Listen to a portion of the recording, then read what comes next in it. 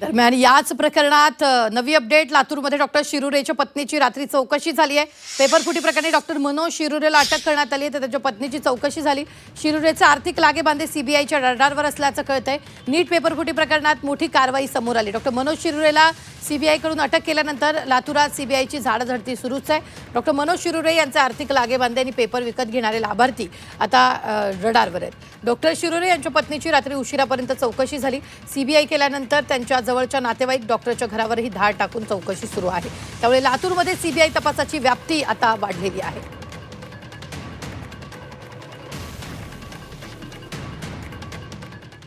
नीट paper फुटी प्रकरणी संसदीय स्थायी समितीनं राष्ट्रीय परीक्षा संस्थेच्या अर्थात एनटीए अधिकाऱ्यांना धारेवर धरले।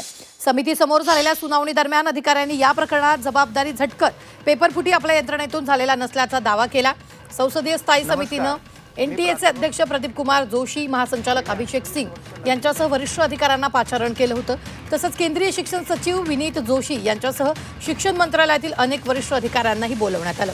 यावेळी अधिकाऱ्यांनी राधाकृष्ण समितीच्या शिफारशींची कशा प्रकारे अंमलबजावणी केली याची माहिती सादरीकरणासह दिली। तर 70% उपाययोजनांची अंमलबजावणी पूर्ण झाल्याचा दावा यावेळी करण्यात आला।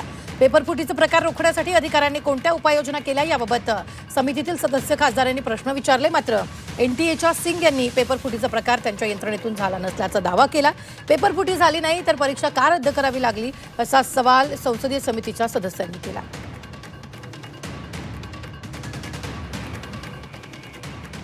नीट पेपरफुटीशी एनटीएचा कुठलाही संबंध नाही।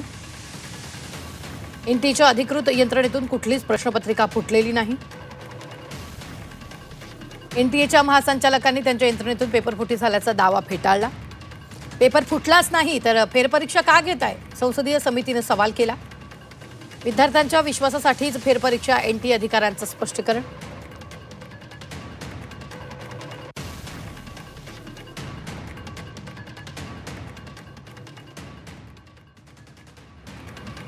तयार नाही की पेपर लीक झाला म्हणून ते म्हणतात की सीबीआयच्या तपासात जर ही गोष्ट अरे मूर्ख लोक आहेत ते। या देशात आणि तरुणांचं वाटोळं केलेलं आहे या लोकांनी। बरं, केंद्रीय शिक्षण मंत्र्यांचा राजीनामा घेतला पाहिजे। महाराष्ट्रात पेपर फुटले, राज्याच्या मुख्यमंत्र्याने जबाबदारी घेतली पाहिजे। काय करताय? तुम्हाला धमक्या नाही, ते तुम्हाला रस्त्यावरती आणून लोकांनी जाब विचारला पाहिजे।